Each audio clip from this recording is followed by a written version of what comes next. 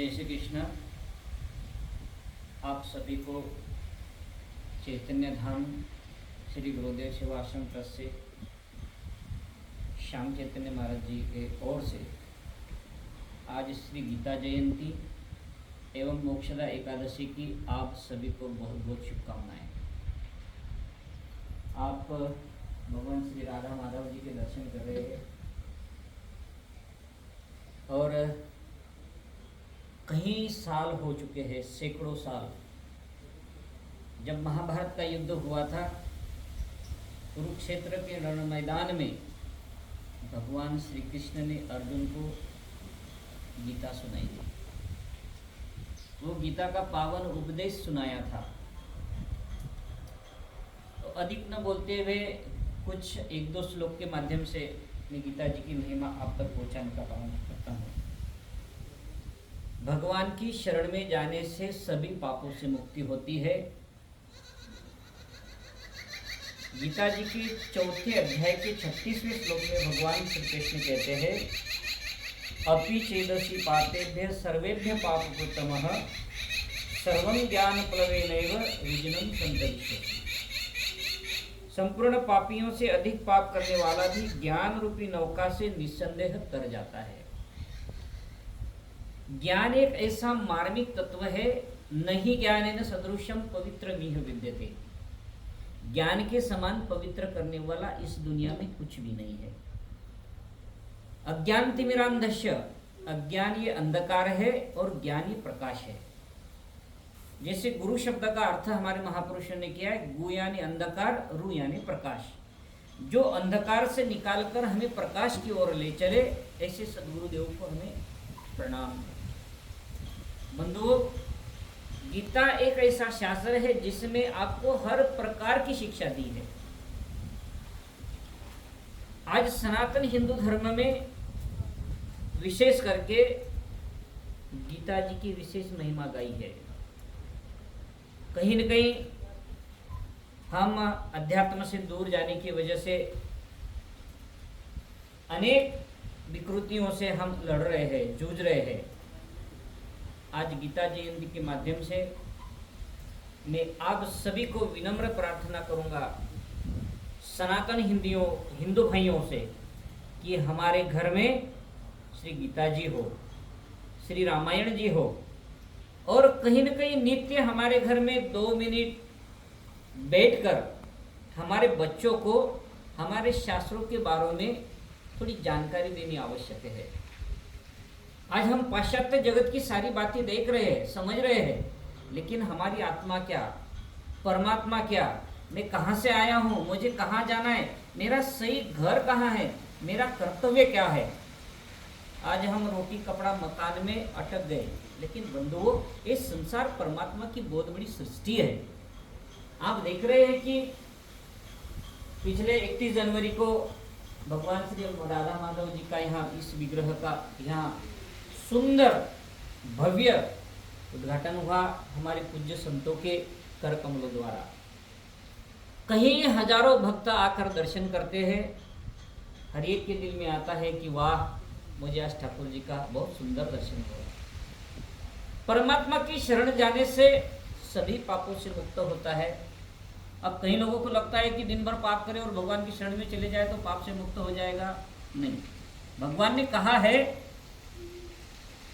कि सभी बातें छोड़कर तू एकमात्र परमात्मा की शरण में चला जा। जब हम पूरी समर्पणता के साथ परमात्मा की शरण में जाते हैं, परमात्मा निसंदेह हमें एक ऐसी ज्ञान प्रवृत्ति देते हैं, एक ऐसा आत्मबल देते हैं जिससे हमारे संशय विनाश हो जाते हैं। इसलिए भगवान ने कहा कि सर्वधर्मानां परित्यज्य माम एकम शरणं व्रज अहम त्वा सर्व पापेभ्यो मोक्षयिष्यामि मा शुचः। हे पार्थ, तू मेरी शरण में आ जा, मैं तुझे सारे पापों से मुक्त कर दूंगा। लेकिन बात यह है समर्पण की, तू हो जा मेरा, मैं जगत कर दो तेरा। बात इतनी है कि हमें पूर्ण समर्पणता के साथ, पूरी श्रद्धा के साथ, पूरे विश्वास के साथ हम परमात्मा से जुड़े, हम सनातन से जुड़े। क्योंकि आज पूरी दुनिया में आप देख रहे हैं कि एक भारत ही ऐसा एक देश है जहां पर अध्यात्म की विशेष महिमा गाई है, जहां डाल डाल पर सोने की चिड़िया करती है बसेरा, ये भारत देश है मेरा। महाराज भरत की ये नाम से ये भारत देश पड़ा है, बड़ा इतिहास है।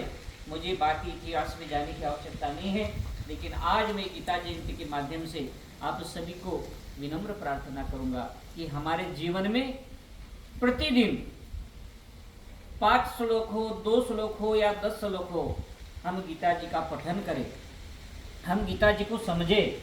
ये देखिए, ये यथार्थ गीता स्वामी अड़गड़ानंद जी की गीता जी है मेरे पास में। उन्होंने भी गीता जी पर बहुत सुंदर व्याख्यान करी है। गीता एक ऐसा शास्त्र है कि जिसमें मानव जाति का कल्याण कैसा हो, मानव जाति का सर्वांगीण विकास कैसा हो, यही इसमें गीता जी में सिखाया है। इसलिए बंधुओं, आज समय की मांग है कि हमारे आने वाली पीढ़ी को, आने वाली एक जनरेशन को, एक हमारे शास्त्र क्या थे, हमारा इतिहास क्या था, ये हमारे आने वाली पीढ़ी को बताने की, जताने की, समझाने की अत्यंत आवश्यकता है। क्योंकि आज हम नौकरी, मकान, कुछ गाड़ी, इनमें ही हम सीमित रह गए हैं, लेकिन हमारा ये अध्यात्म, हमारी संस्कृति ये अपाट है। तो आइए हम परमात्मा के चरणों में प्रार्थना करेंगे कि हे भगवान, हम सभी को सद्बुद्धि दे, हम सभी के जीवन में धर्म के प्रति आस्था हो, धर्म के प्रति हमारी दृढ़ता हो, क्योंकि धर्म है तो हम है। धर्म की रक्षा हम करेंगे तो धर्म हमारी रक्षा करेगा। इसलिए बंधुओं, पुनश्च आप सभी को श्री गीता जयंती और आज मोक्षदा एकादशी की पुनः बहुत सारी शुभकामना देते हुए भगवान के चरणों में पुनः पूज्य बापू जी का जीवन आपने देखा है। पूज्य बापू जी का एक जीवन परिचय रहा है कि प्रतिदिन गीता जी के श्लोक, गीता जी का पाठ किए बगैर उनकी दिन की शुरुआत नहीं होती थी। प्रतिदिन पूज्य बापू जी गीता जी का पाठ किए बगैर नहीं रहते थे। उन्हीं के कुछ संस्कार है हमारे जीवन में कि हम भी गीता जी को लेकर प्रतिदिन कुछ न कुछ चिंतन जरूर होता है। और आज जो ये सब आप देख रहे हैं, कितना सुंदर भव्य दिव्य जो मंदिर बना है, ये श्याम चैतन्य ने नहीं बनाया, ये गुरु कृपा ने बनाया, ये मेरे प्रेमियों के सहयोग से बना हुआ, ये सनातन की धरोहर है, ये मेरी नहीं है।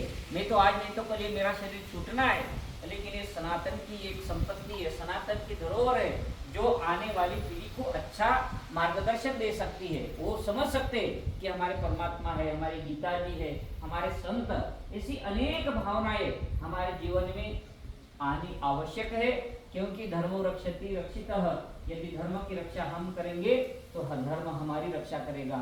इसीलिए बंधुओं, आप सभी को विनम्रता पूर्वक एक पुनः प्रार्थना करूंगा कि हमारे घर में गीता जी और श्री रामायण जी ऐसे शास्त्र, 18 पुराण है, 4 वेद है, अनेक, लेकिन कहीं न कहीं एक जगह भगवान ने पुनः कहा कि माम एकम शरणम व्रज, तो एक सिर्फ मेरी शरण में आ जा, मैं तुझे सारे पापों से, सारे भय से मुक्त कर दूंगा। जैसे महाभारत के युद्ध में अर्जुन भगवान की शरण में जाते हैं और सारा टेंशन खत्म कर देते हैं।